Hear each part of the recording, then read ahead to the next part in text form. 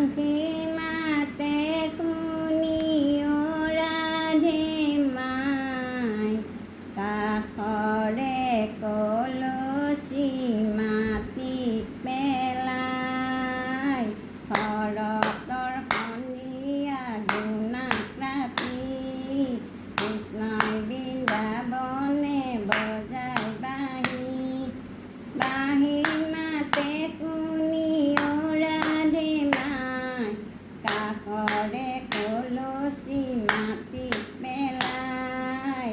ইছাময় পুখুৰী চম্পাময় পানী, তাতে স্নান কৰে ৰাধিকা ৰাণী। ইপাৰে ৰাধিকাই গা পখালে, ইপাৰে